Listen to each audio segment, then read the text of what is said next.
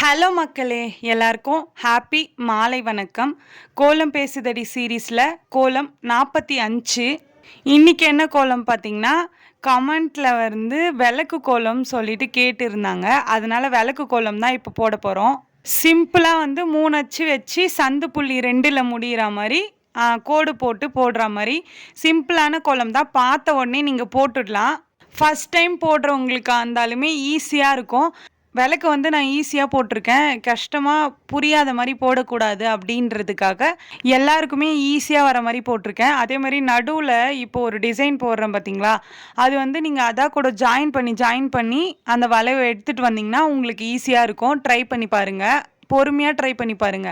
அது போட்டுட்டே இருந்தா, அதுக்கப்புறம் நல்லாவே வந்துரும். எல்லாமே ஒரே டிசைனா. நான் சொல்லியிருந்தேன்ல, கோல மாவு மிக்ஸ் பண்ற வீடியோ அப்படின்னு சொல்லிட்டு, நான் அத அப்லோட் பண்ணிட்டேன். இந்த வீடியோவோட கீழ நான் அதோட லிங்க் நான் குடுக்குறேன். நீங்க வேணா போயிட்டு பாருங்க. கோல மாவு எப்படி மிக்ஸ் பண்றது அப்படின்னு சொல்லிட்டு ஒரு லாங் வீடியோ போட்டிருக்கேன். அத வேணா போயிட்டு பார்க்காதவங்க, இந்த வீடியோவோட கீழ குடுக்குறேன். செக் பண்ணி பாருங்க. ஓகே மக்களே, இந்த வீடியோ உங்களுக்கு புடிச்சிருந்தா மறக்காம சுந்தர் ஜெயந்தி சேனல சப்ஸ்கிரைப் பண்ணிக்கோங்க. இந்த கோலம் புடிச்சிருந்தா இந்த வீடியோவுக்கு லைக் பண்ணிக்கோங்க. நெக்ஸ்ட் என்ன கோலம் போடலாம் அப்படின்னு சொல்லிட்டு கமெண்ட்ல சொல்லுங்க. பாய் பாய்.